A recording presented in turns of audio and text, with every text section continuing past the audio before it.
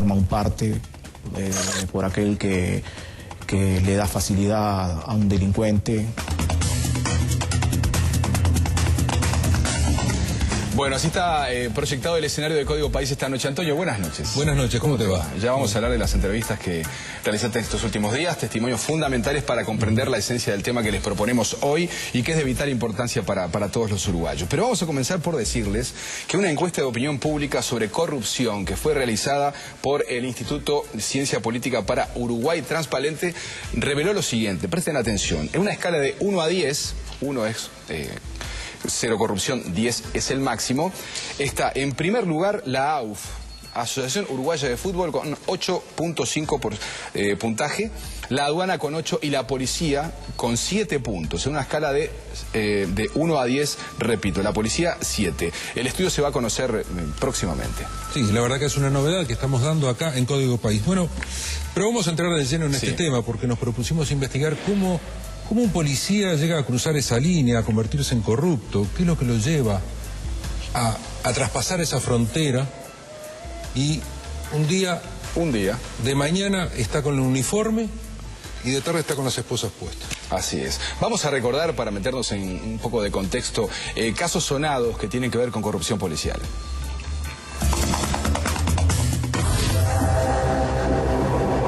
Luis González era dueño de un free shop en Rivera.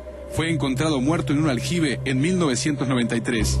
La investigación llevó a procesar con prisión al capitán retirado del ejército Walter Carmona y al subcomisario Washington de María por el homicidio del empresario. Carmona fue luego asesinado en el año 2005. Durante el año 2000, las polibandas coparon la escena policial uruguaya. El 28 de noviembre, la policía logra atrapar a una de ellas, integrada por un suboficial mayor del Comcar, un funcionario de la Dirección de Cárceles y 2 civiles. Así se destaparon varias conexiones entre los policías y los delincuentes dentro de las cárceles. El agente Luis Paulo Fernández, de 24 años, fue asesinado el 31 de mayo de 2003 por policías de la seccional 17ª, donde él trabajaba. Le había comentado a su madre que en su comisaría funcionaba una mafia de policías, militares y delincuentes, y por eso fue ajusticiado. José San de Lima fue acusado de vender objetos extraídos del penal de Libertad luego del motín del 2002. Vendió los artefactos de baño, losa, rejas, puertas y ventanas e incluso vendió un furgón para el traslado de internos del penal. Una parte de esos objetos fueron encontrados en La Floresta, donde se estaba construyendo una casa.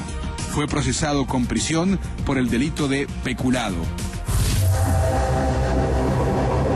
Un oficial del penal de Libertad fue procesado por coima y adulteración de certificado, luego de que se comprobara que había colaborado en la fuga del traficante israelí Yoram Eyaí y el delincuente Julio Cotorra Loca Guillén. Se descubrió que había entregado a los presos a cambio de $50.000. Además, otros 2 policías fueron a la cárcel por cómplices. Un cabo fue a la cárcel por vender pasta base en La Unión. Hacía 2 años que estaba de licencia médica y alegó que no le alcanzaba el dinero para vivir.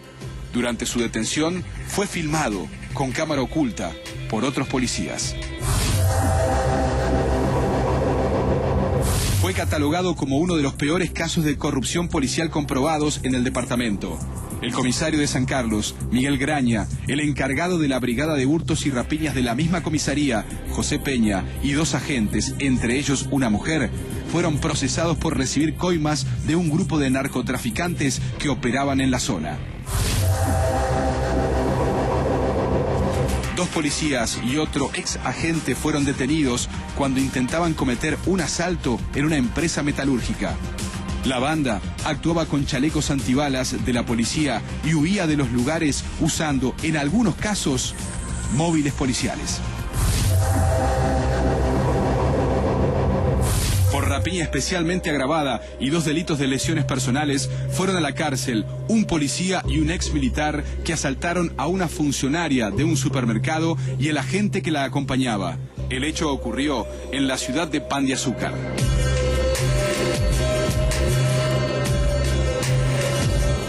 Hablábamos de contextualizar, ¿no? Vamos a partir de la base que hay unos 27.000 efectivos policiales en el Uruguay. 27.000, ¿no? Y en los primeros 6 meses de este año, 59 de esos 27.000 fueron procesados. 44 con prisión, según datos suministrados a Código País por el Ministerio del Interior. La mayoría son agentes de primera y de segunda, es decir, policía de calle, que podemos conversar con él todos los días. El resto son comisarios, oficiales, suboficiales, sargentos y cabos. Los motivos de estos delitos básicamente son por quedarse con cosas robadas. También hay casos de coimas, abuso de autoridad, simulación de delito, entre otros. No hay casos de homicidio. Sí, uno se pregunta entonces qué pasa en una sociedad cuando un policía comete un acto de corrupción. Porque bueno, si bien la corrupción está presente en todos los estratos sociales, cuando un policía comete un acto de corrupción, comete un delito, el impacto en la opinión pública es muy fuerte. ¿Por qué? Claro. Porque el policía está para custodiarnos y resulta que el que está para custodiarnos roba o comete un delito. Y el efecto se multiplica por el efecto se multiplica. ¿No? Bueno, hoy vamos a conocer el caso de un ex policía que está preso en Florida y otro que está en actividad y que recibió dinero para no denunciar un hecho ilegal. Bueno, ¿qué es lo que llevó a este agente a corromperse? Pues bien, como él está en actividad, prefirió no mostrar su rostro. Y este fue su testimonio. ¿Por qué quiso ser policía? Primero, por necesidad. La verdad que únicamente por necesidad. ¿Usted cómo se siente con respecto a la organización policial, el instituto policial? ¿Usted cree que es una víctima, que no se siente abusado de alguna manera, que no se lo recompensa? No abusado, sino que mal remunerado. La situación personal, en este caso, ¿no? ¿Lo ha llevado en algún momento a no cumplir con las obligaciones o con sus responsabilidades como policía? Me acuerdo en principio, cuando recién salí de la escuela, ¿no? A los pocos meses estaba en casa con mi familia y como le dije anteriormente, ¿no? Mis hijos me pedían que tenían hambre, que querían comer, ¿no? Y yo no tenía un peso en el bolsillo, ¿no? Y veía, ¿no? Como en las ferias, ¿no? Estaban aquellos de la famosa mosqueta, no sé si se acuerda, que, bueno, pasaba un policía, ellos levantaban la tabla, pasaba un policía uniformado, levantaban la tabla, ¿no? Y se corrían por un costado, o se iban y volvían otra vez, ¿no? Entonces, como yo veía ese tipo de actitudes de ellos, digo, voy a ir de particular a la feria, ¿no? Y así lo hice, iba de particular a la feria, me acercaba a ellos de particular, sacaba el carnet como policía, ¿no? Y bueno, a cambio de que ellos no lo llevaran preso, ellos me ofrecían un tanto de la plata que hacían. Pensaba, digo, no cumplo con mi labor, que es la de prevención, ¿no? Pero le doy de comer a mis hijos. Esta gente, si bien no están haciendo lo correcto, tampoco lastiman a nadie. ¿No le remordía la conciencia? No, para nada. En ese momento no te remuerde la conciencia, ¿no? Porque, como te dije anteriormente, pensás en tu familia que no tiene que comer y lo agarrás. ¿Cuánta plata ganaba allí haciendo esa tarea de omisión de alguna manera? 7.000 pesos más o menos. ¿Mensuales? Mensual. La primera vez que me pasó, me acerco a uno de ellos, me identifico como policía, ¿no? Y me acuerdo que uno de ellos me dice, no, pero mirá que yo te he arreglado con el comisario de la seccional, de mi seccional. Entonces digo, eso me da la pauta a mí, ¿no? De que, como digo, el comisario está arreglado contigo. ¿Cómo está arreglado contigo el comisario? Si el comisario se lleva la de él. Entonces, yo, que arriesgo mi vida, que son horas de trabajo, ¿no? Para detenerlos, llevarlos a la comisaría, que entren por una puerta, arreglen con el comisario y salgan por otro, lo hago yo. Te digo la verdad, no me arrepentí por lo mismo que te dije anteriormente. Si mis hijos están con hambre y pasan hambre, ¿no? Lo volvería a hacer.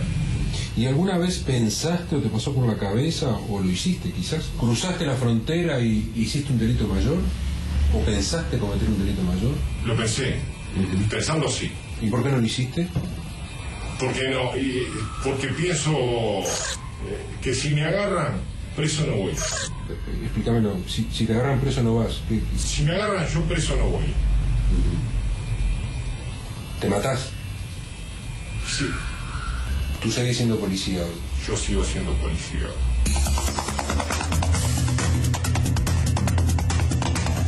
Bueno, aquí teníamos este testimonio realmente muy importante. Es un policía que está en actividad. Y había un par de frases para reiterar, que se me ocurre a mí reiterar, por ejemplo, el comisario se lleva la de él, o mis hijos con hambre, ¿no? Como que de alguna forma se autojustifica por los delitos cometidos. Y esto nos lleva a la pregunta que nos hacíamos: ¿por qué un policía, Antonio, puede llegar a cometer un delito? Bueno, esto está estudiado, Aldo, porque en el año 2007, ante policías de toda América Latina, se presentó un trabajo realizado por el especialista estadounidense en el tema de corrupción policial. Este especialista se llama Kevin Hill Martin.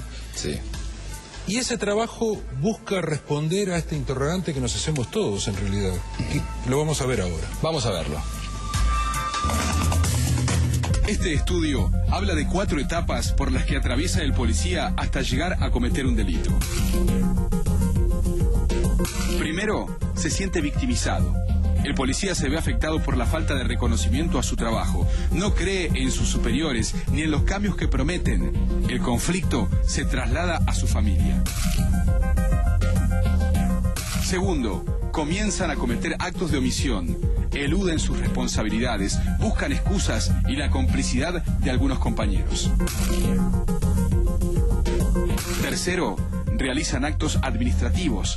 Infringen los reglamentos y las disposiciones internas de la policía, hablan con delincuentes aunque esté prohibido y frecuentan lugares no convenientes. Cuarto, finalmente, cometen actos criminales, desde los delitos menores a los más graves. Bueno, y también conocimos otra historia, otro testimonio importante para brindarles a todos ustedes. Es el caso de un ex policía que llegó a cometer 40 rapiñas en diferentes puntos del país. Tiene 40 años, fue policía durante 11 años y su último golpe fue en Florida. Allí fue detenido y allí está preso. Hasta ese lugar fue Código País.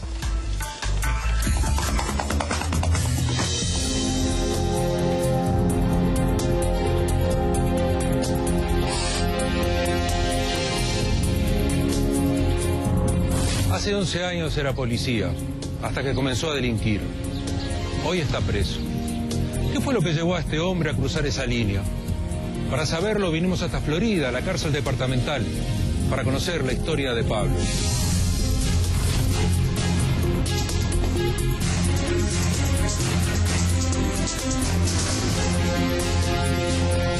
¿Cuándo comenzaste a cometer delitos?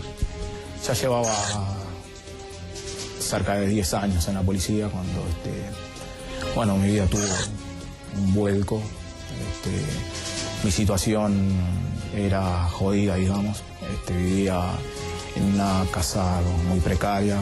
Decidí crecer más rápido de lo que se podía, por el camino equivocado. Una vez me va bien, vamos por la segunda y por la tercera. Y fui mejorando mi situación en mi casa, arreglando la casa, cambiando los muebles. Y bueno, cuando me di cuenta ya estaba muy adentro, ¿no? Estaba muy adentro y con la esperanza de que la siguiente fuera la última, y así se sigue hasta que se termina la adentro.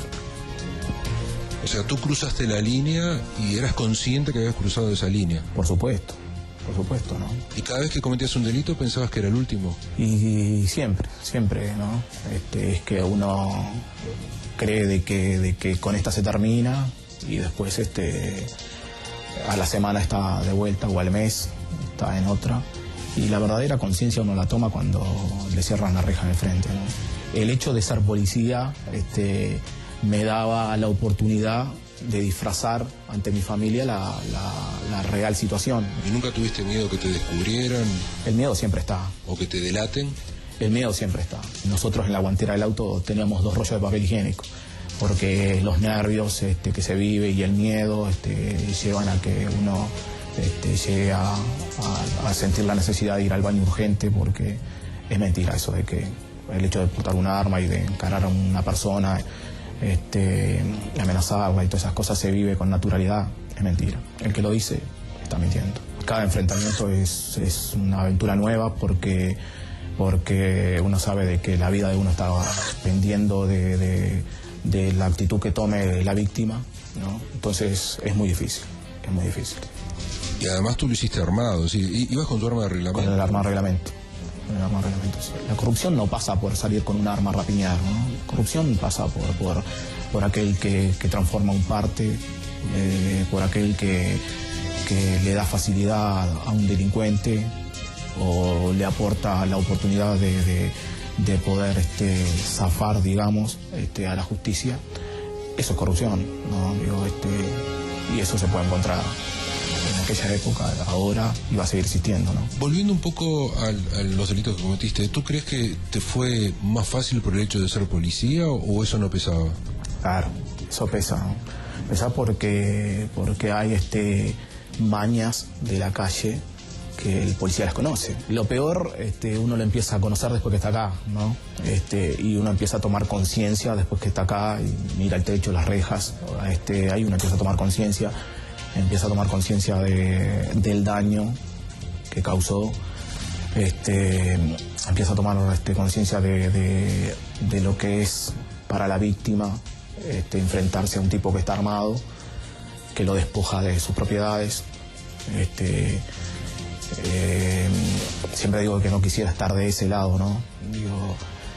Y bueno, ahí uno empieza a vivir el arrepentimiento. A mí acá me dieron la posibilidad, ¿no? Acá me dieron la confianza. Después la gente de afuera, la sociedad, ¿no? Porque uno necesita la oportunidad de la sociedad, si no, no hay chances, ¿no? Y acá en Florida yo tuve la suerte de conocer a un señor que lo voy a nombrar. Es una gran persona, se llama Alfredo Cambón. Me vino a buscar acá, me llevó a la fábrica, un emprendimiento donde hay 15 personas más, hombres y mujeres. Y bueno, me integró al grupo y eso es lo que hoy por hoy me da la oportunidad de reinsertarme en la sociedad, que no hay otro modo. Si no es por medio del trabajo, nadie se reinserta. ¿Volverías a ser policía? No. Definitivamente no. No.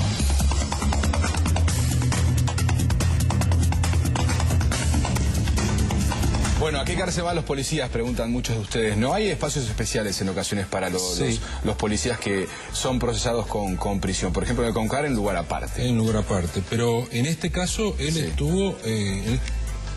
está en la cárcel de Florida, está con los presos comunes allí y tuvo que imponerse. Él me contaba fuera de micrófonos, antes de empezar la entrevista, que cuando llegó la primera vez, dice que le gritaban: la cárcel es para los ladrones, no para los policías. Ajá.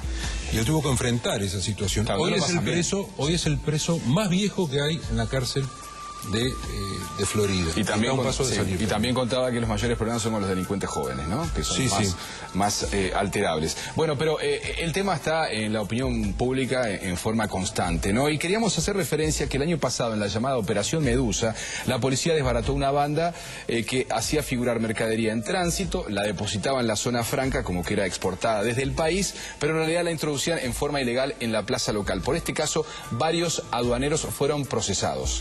Sí, trajimos este tema porque la novedad es que en los próximos días el nuevo juez de la causa, el doctor Petraglia, va a retomar el caso y citará a declarar a varios policías en actividad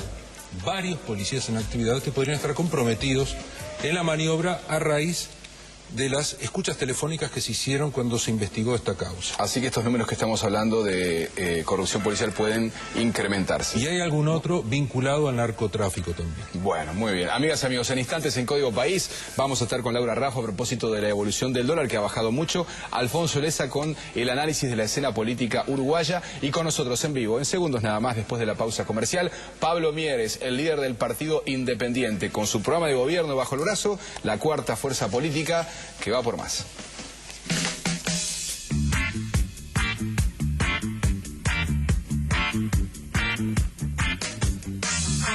So many times today, and I guess it's all true what your girlfriend say.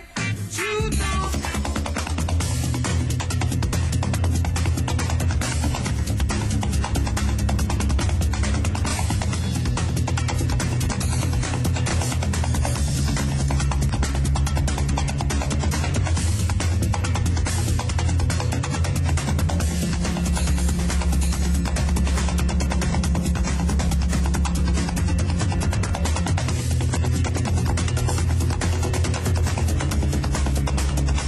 Código País es un auspicio de Ansel, UCM, Vinos del Uruguay y Volkswagen, Das Auto.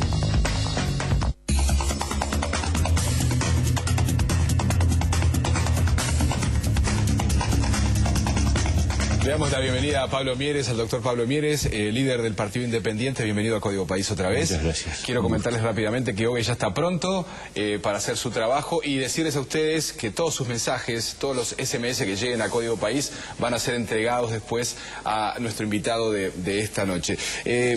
Doctor Mieres, usted viene originalmente del Partido Demócrata Cristiano. ¿Cómo se siente en este panorama electoral? Un hombre de centro izquierda. Hay una declaración, una suerte de declaración de principios del Partido Independiente que se definen como sociales demócratas, ¿no? Pero queremos tener bien su punto de vista aquí. Y yo me siento una persona de centro izquierda, de origen social cristiano. Estuve buena parte de mi vida en el Partido Demócrata Cristiano. Ahí aprendí a hacer política y me eduqué en la vida política. Y luego reafirmamos, junto con Iván Posada y muchos otros dirigentes, la necesidad de un espacio independiente. Y la verdad que estamos muy cómodos, muy cómodos no en el sentido de es difícil defender un partido que es minoritario por ahora y que es nuevo, pero cómodos en cuanto a la convicción, ¿no? Sentirse que uno está haciendo lo que realmente cree y lo que piensa. ¿Se siente de izquierda todavía, de alguna forma? Centro izquierda me gusta decir a mí, porque de alguna manera la izquierda ha sido de alguna forma absorbida o monopolizada por el Frente Amplio, pero hay que recordar que en los años 80, cuando nosotros nos separamos del Frente Amplio, la discusión de la 99 y el PDC por un lado y el resto del Frente por el otro era entre las dos izquierdas, ¿no? La izquierda tradicional, que era la izquierda que representaban los que se quedaron en el Frente, y lo que nosotros llamábamos la izquierda renovada, de los cuales uno de los principales defensores fue Heber Gato, que hoy está obviamente integrando el Partido Independiente. O sea que de ese punto de vista uno diría, nuestros orígenes ciertamente no están en los partidos tradicionales, están en una primera integración en el Frente Amplio y luego una separación con el Frente Amplio muy clara y muy definida, ¿no? Mieres, han pasado 20 años de esa... Sí, es cierto. Todo eso, ¿no? El tanto tiempo pasa. ya, Y ha cambiado, el mundo ha cambiado, las izquierdas han cambiado las derechas, pero yo le pongo a Mujica acá y le pongo a la calle acá, ¿usted dónde va a ir? No. ¿Dónde está? ¿En el medio? Estamos ¿Está más estamos hacia el parados lado de la calle? En la mitad de la cancha estamos, en relación a esas dos referencias. Creemos nosotros que tenemos nuestra propia opción, que esa opción no está interpretada ni en el Frente Amplio, ni en el Partido Nacional, ni en el Partido Colorado, que necesitamos que esta opción crezca para que el país le vaya mejor. Estamos convencidos de que este país dividido en dos mitades no anda bien. Pero esa es la realidad que tenemos hoy, ¿no? Y bueno, pero hay que tratar de cambiarla, ¿no? Lo peor que puede uno hacer en política es aceptar la realidad resignadamente o tratar de buscar una ubicación en donde hay mejores posibilidades, ¿no es verdad? Nosotros no optamos por eso, optamos por la intemperie, optamos por la independencia política y creemos que le hacemos un favor al país apostando a que este espacio crezca para que realmente las posibilidades de entendimiento entre los uruguayos sean mayores. Y a la hora de optar, cuando si ocurre, si hay un balotaje, ¿cómo se ve el Partido Independiente? Es que va a haber una segunda vuelta, yo creo que está claro hoy. ¿Y ahí qué va a ser? Bueno, pero antes de eso, primero está bueno que haya segunda vuelta, porque significa una cosa muy importante, que el presidente electo no va a tener mayoría absoluta. Y eso es una buena cosa, porque yo creo que las mayorías absolutas, no solo para el Frente, para cualquier partido, son una mala cosa. Los hace caer en, digamos, en la soberbia, en la omnipotencia, en el sentir que todo se puede. Incluso se pierde las posibilidades del control y cometen entonces errores que a mí la verdad que me han decepcionado mucho, ¿no? Porque ¿Usted está hablando de Tabaré Vázquez? Estoy hablando del Frente Amplio. Yo creo que el Frente Amplio nos ha decepcionado en algo que yo esperaba que no fuera así. Porque yo tengo diferencias importantes con el Frente Amplio, pero en una cosa había sí una opinión común, que era que blancos y colorados habían caído en ciertos vicios que eran muy criticables, clientelismo, blandura con la corrupción, etcétera, y hoy, 5 años después, uno siente que el Frente Amplio tampoco significa una renovación en ese sentido, que ha incurrido en los mismos vicios, que los candidatos a diputados frustrados terminaron o en un ente autónomo o en una embajada, que cuando hubo un caso evidente de corrupción, hasta el día antes de ir preso, ese individuo siguió siendo jerarca de este gobierno, que hay amiguismo, que se crearon decenas de cargos de confianza más. En fin, esas cosas me decepcionan porque uno esperaba que en eso hubiera un cambio de cómo hacer política. Por eso nosotros decimos cambiar la política. Pero no voy a rehuir la pregunta, ¿no? La pregunta iba dirigida a qué hacemos en relación a la opción de una final. Sí. Un último previo. Eso supone también que las elecciones de octubre son legislativas. Y esto sí que para nosotros es muy importante, porque por primera vez los uruguayos en octubre vamos a poder votar parlamento, porque además la final está clara. ¿Es Mujica o es Lacalle, como usted decía? Y la cuestión es en noviembre, no en octubre, porque nadie va a tener mayoría absoluta. Entonces, en octubre, todos aquellos que no les gustan ni Mujica ni Lacalle no tienen obligación de votarlos. Tendrán que elegir después en noviembre. Pero en octubre, aquellos que ven con simpatía al Partido Independiente pueden tranquilamente darnos el voto sin el problema de la utilidad, porque la utilidad al revés va a ser para controlar al que gane luego y también para ayudar a que el que gane gobierne, ¿no es cierto? Sí. Ahora, yo siento también una gran responsabilidad porque todos los que nos voten en octubre son gente con cabeza propia y que va a votar con libertad en noviembre, o sea, en la segunda vuelta. Sí. Y yo creo que nosotros debemos respetar esa libertad ciudadana. Libertad de acción, entonces. Y no usarles, no libertad de acción porque yo no soy quien para darles, ellos ya la tienen la libertad. Claro, tienen la libertad, pero digo, pero no yo va a creo que definirse. nosotros no deberíamos hacer sentir al que nos votó que le usamos el voto. Es una posición que se puede adelantar, entonces el Partido Independiente... Salvo que ocurran cosas, Aldo, muy raras o muy fuertes, que puede pasar, y que nos lleven a nosotros a reconsiderar la posición. Hoy mi opinión es que nosotros no podemos apropiarnos del voto de la gente e ir y colocarlo en un casillero. Y eso significa otra cosa, significa que los principales dirigentes de nuestro partido deberemos ser coherentes con eso.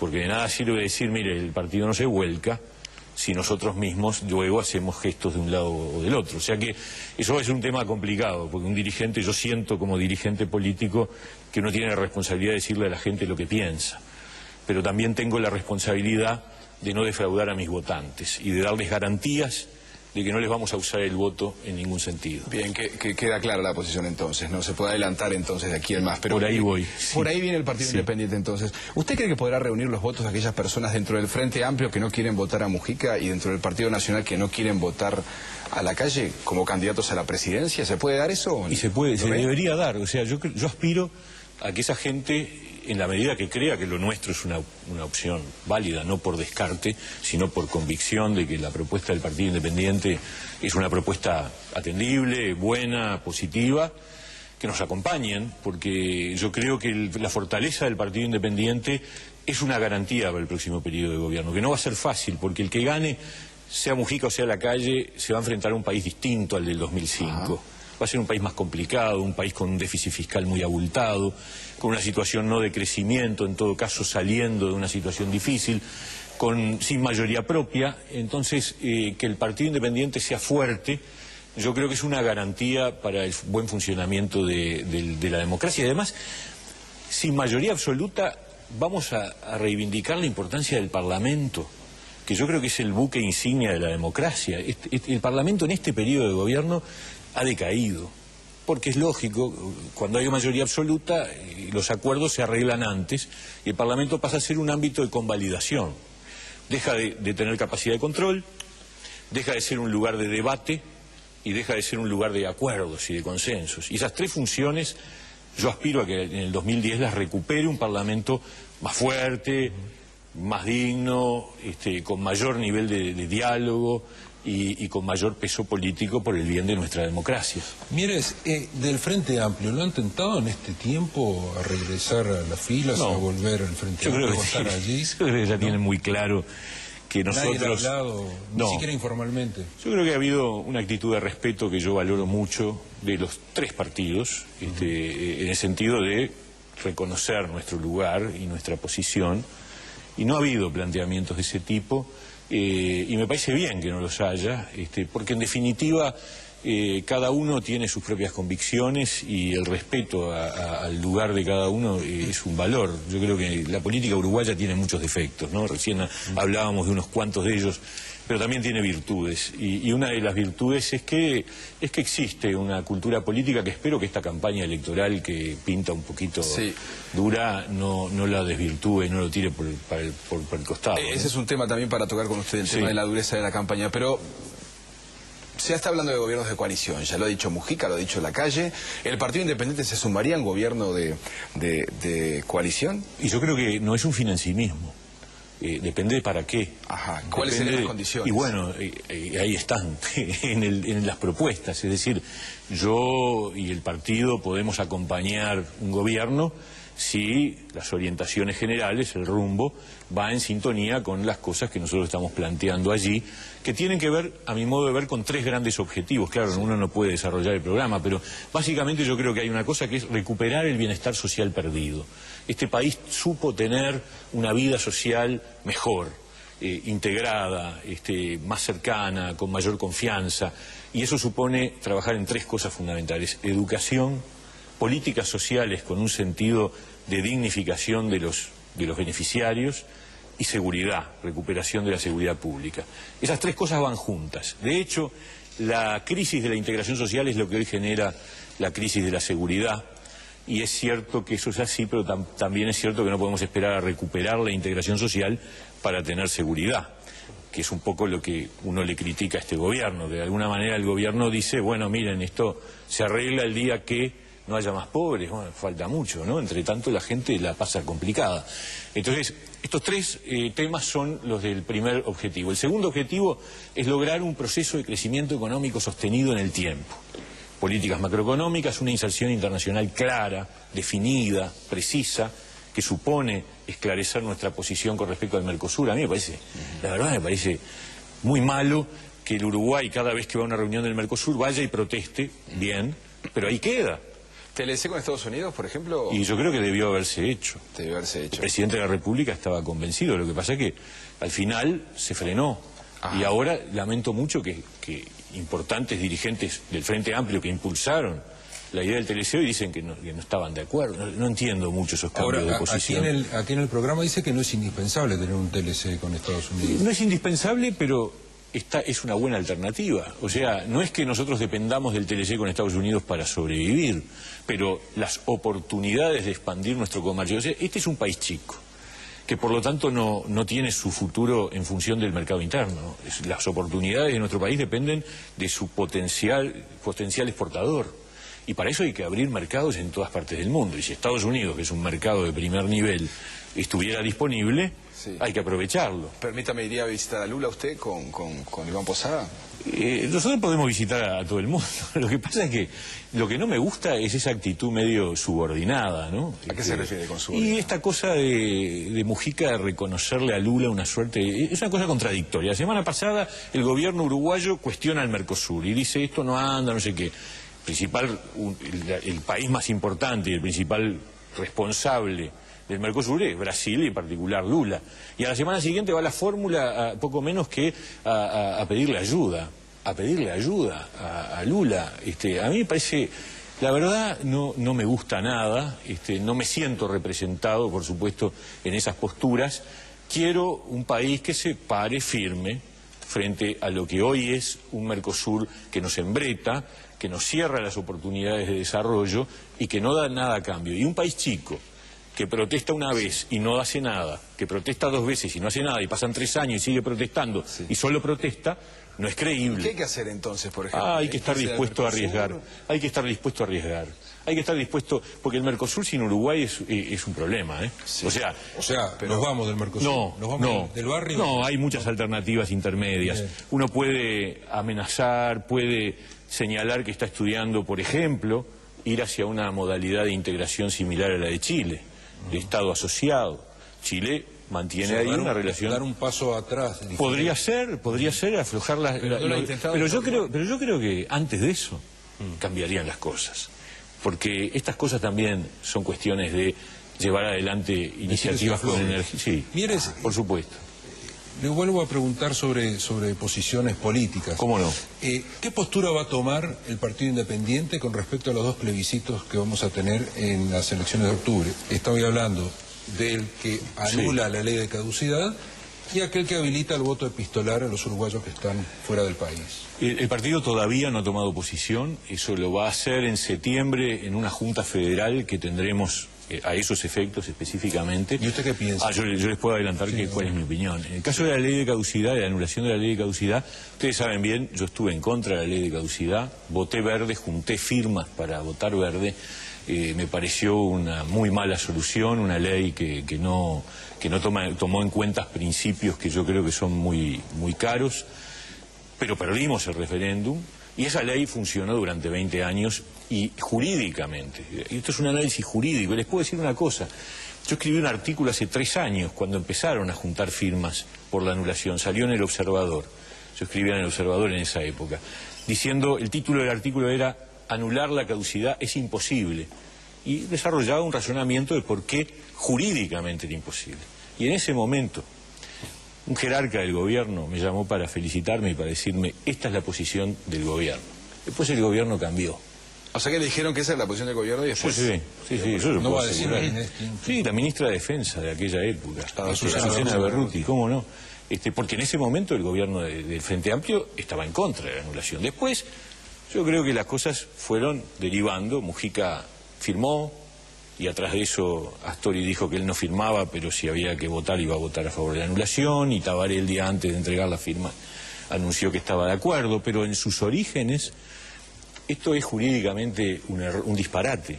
No se pueden anular leyes. Ustedes imagínense si se pudieran anular leyes, mañana se anula la ley de divorcio y entonces de pronto la gente que estaba divorciada pasa a estar casada de vuelta. O sea, las leyes no se anulan por algo, se anulan en función de la certeza jurídica para darle a la gente la tranquilidad de que las cosas ocurrieron, justas o injustas. Y la ley de caducidad, a mi modo de ver, es injusta y no es ética. ¿Y voto epistolar? Pero fue aprobada. Y el voto epistolar, yo creo que yo hubiera acompañado una posición intermedia. Yo hubiera acompañado, por ejemplo, un voto consular para elegir legisladores. O sea, ¿qué es lo que quiero decir? Ustedes se dan cuenta de la paradoja que es un voto epistolar que supone que los que están fuera del país tienen más facilidad para votar que los que estamos acá. Los que estamos acá, si usted tiene credencial en Salto, el día de la elección se tiene que ir a Salto a votar, y si no, no puede votar. En cambio, los que están fuera del país, a miles de kilómetros, les mandan todas las listas a su casa, le dan un plazo, elige su lista, la mete en un sobre y la manda por correo. Además de los problemas de certeza y de seguridad en un voto epistolar, que se pueden de alguna manera salvar, me parece que es una injusticia, porque entonces los uruguayos de adentro tienen más dificultades para ejercer el voto que los que están afuera. Bueno, ya nos fuimos para el otro extremo. Ahora, si yo les exijo a los uruguayos de afuera que se inscriban en un consulado y que el día de la elección vayan a votar en el consulado para elegir de repente 2 diputados que se integran al Parlamento con la voz del exterior, no para elegir presidente, porque de pronto eso es un choque más fuerte con la realidad que hoy tenemos. Yo creo que esa es una alternativa que hubiera sido mucho más válida, esa yo lo hubiera acompañado. Esto me parece que es una exageración muy rotunda, ¿no? Doctor, mire, se nos va el tiempo lamentablemente y quedan unas cuantas cosas pendientes. ¿Por qué está en contra de bajar la edad de imputabilidad? Yo creo que blancos y colorados están incurriendo en el mismo error de los años 90. Pretender resolver el problema de la inseguridad con mano dura. Eso lo hicieron en los 90, aumentaron las penas, incrementaron los delitos, se hizo un conjunto de acciones con la lógica de que a mayor represión, mayor seguridad, fracaso total. Y otra vez la Calle y Bordaberry, en representación de estos dos partidos, vuelven a caer en el mismo error. Obviamente eso no significa convalidar lo que se hizo del otro lado. Del otro lado se ha cometido el error de pretender esperar a que las cosas se resuelvan solas o que haya una mejora social. Nosotros estamos en pro del fortalecimiento de ese instituto policial del que se habló tanto en el primer bloque, de redignificar la tarea policial, de mejorar sustancialmente los salarios, de darle apoyo y profesionalización a la policía, no inventar guardias nacionales. Esas cosas no arreglan nada. Se habla del Partido Independiente, ¿no? De crear organismos especializados en seguridad pública y medios específicos para operaciones especiales, pero los tenemos que dejar para otro día. Pero dentro de la institución policial, ahí está la clave. Obvio, si usted gusta, podría ir ingresando, ¿no? Pero cómo no. Estoy ansioso por conocer la versión OVE de Pablo Mieres. No tiene ninguna, ¿no? No tengo, no, es la primera. Ha llegado bien. Bueno, muy bien. Bueno. Estamos buscando el despegue, ¿no? Despegando. Muchas gracias. Pablo. Bueno, doctor Pablo Mieres, muchas gracias por su tiempo esta vez en Código País y habrán otras obviamente. Pero encantado. Queda mucho camino por recorrer. Muchas gracias a ustedes. Ha sido un placer. Amigas y amigos, en instantes nada más vamos a estar hablando del dólar. ¿Qué pasa con el dólar? ¿Qué va a pasar con el dólar? Laura Raffo y la escena política uruguaya con Alfonso Leza. En instantes nada más.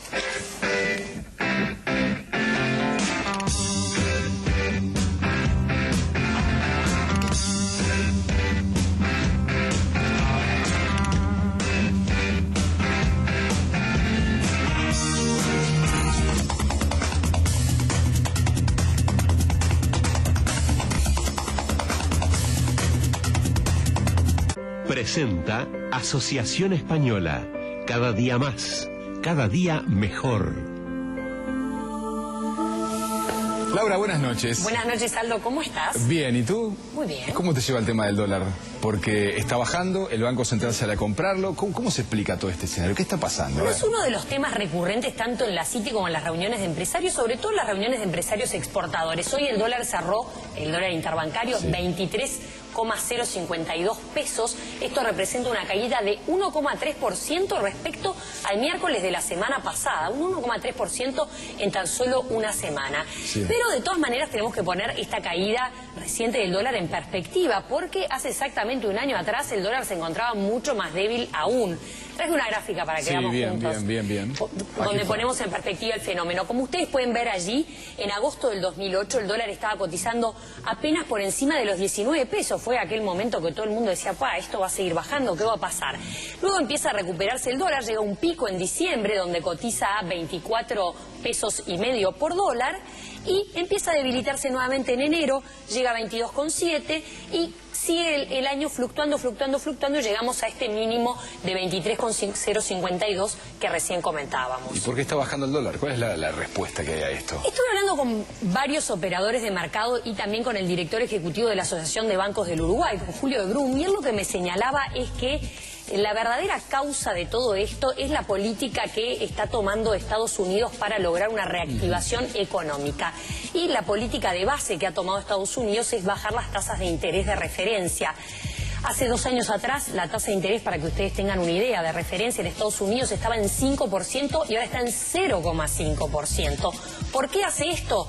Porque quiere incentivar la economía a través de 2 formas. Al estar la tasa de interés tan baja, a la gente no le resulta atractivo colocar su dinero en dólares, ¿no? Uno le diría a un banco, bueno, coloco en dólares, me vas a dar solo un 0,5% de interés. Tampoco es atractivo colocarlo en títulos del gobierno estadounidense en este momento. La gente sale del dólar, vende dólares, por eso es que empieza a caer el precio.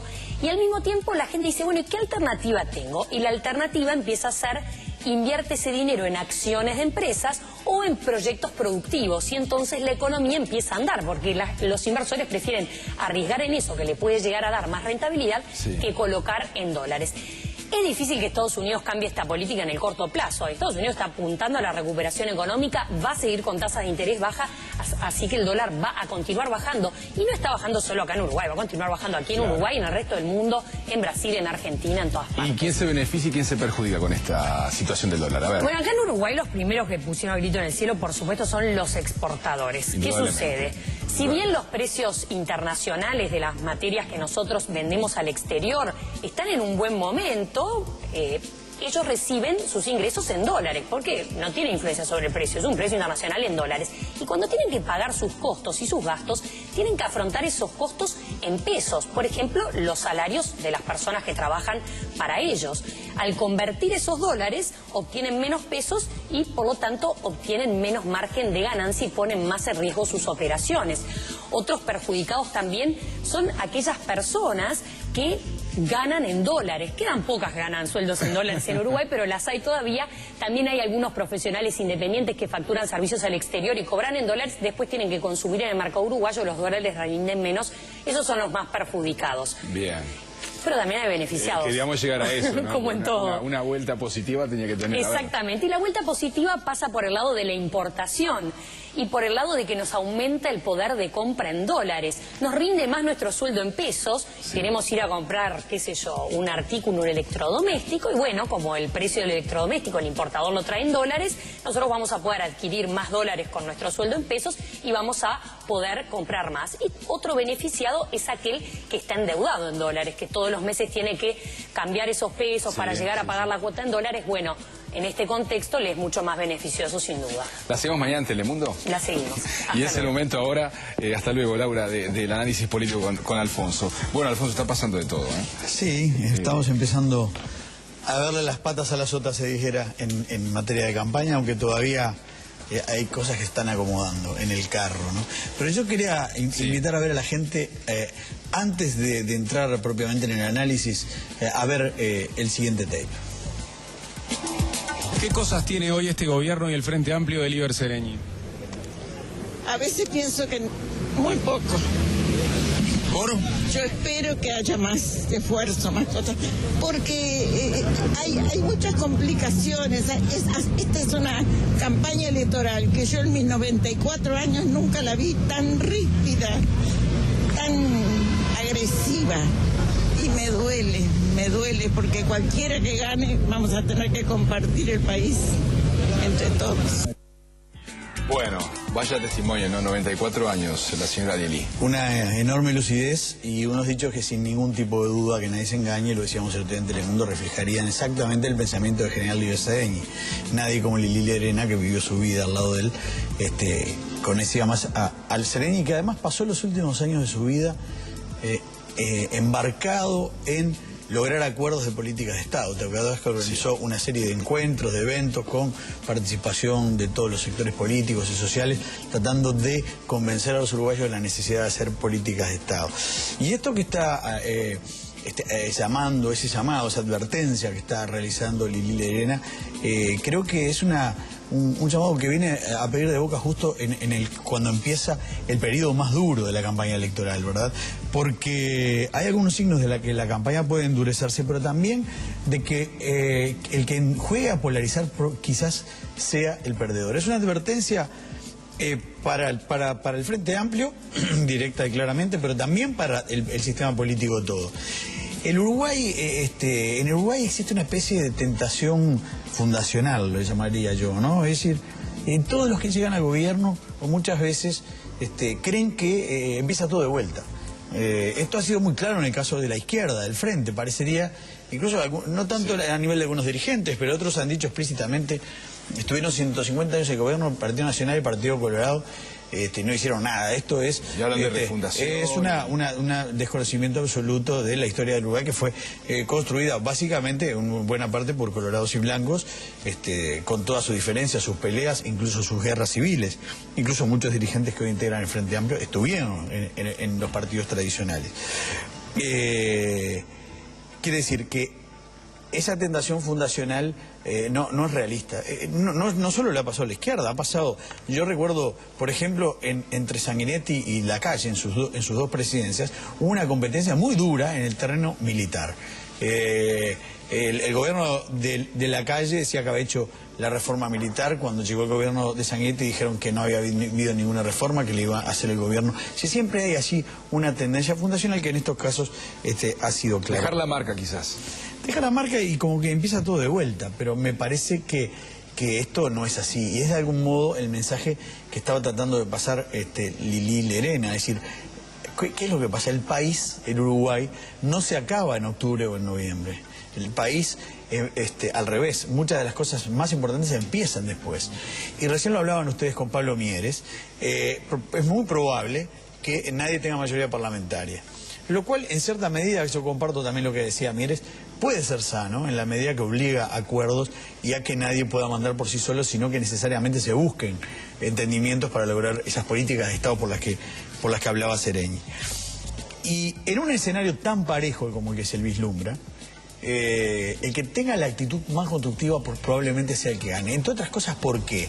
Bueno, en esta semana se conocieron dos nuevas encuestas muy importantes que a grandes rasgos coinciden. La de Cifra, Luis Eduardo González la dio aquí, y la de Equipos. 44% votaría hoy al Frente Amplio según Cifra, un 34% del Partido Nacional, el 36% del Partido Nacional, 10 el Partido Colorado, 12 el Partido Independiente. Los indecisos suman un 8%.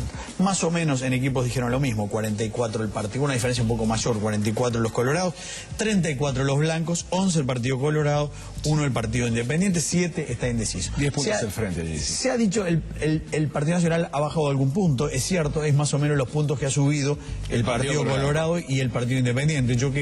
¿Qué interpretación se puede hacer? Si Pedro Bordaberry logra convencer a la gente, básicamente él, a los colorados que han votado a otros partidos y sobre todo a los blancos, que la de octubre es una elección parlamentaria, y no hay un aumento dramático del frente que pueda generar, digamos, cierto pánico en los que no quieren que llegue el frente, bueno, realmente va a ser una elección parlamentaria en octubre, y vamos a tener, en ese caso, en ese escenario, una elección, un balotaje en noviembre. Un balotaje muy parejo.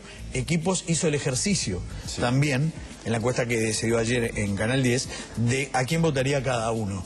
Bueno, si hubiera balotaje hoy, el 46% de la gente votaría, según Equipos, a José Mujica, el 45% a Lacalle. Hay un 5% de voto anulado o blanco, lo cual es llamativo, es muy alto, y un 4% indeciso, que sería el que definiría. ¿Cuál es el perfil de ese electorado? Según esta misma encuesta de Equipos, es un perfil más bien de gente de centro, conservadora. Y un dato interesante, hace 5 meses Equipos hacía este mismo ejercicio, el escenario de balotaje Mujica-Lacalle, cuando todavía no estaban definidas las fórmulas, y le daba 49% a Mujica y 38% a Lacalle. Es decir que, según este mismo ejercicio, Mujica bajó 3 puntos y Lacalle subió 5 o 6. Unos cuantos más.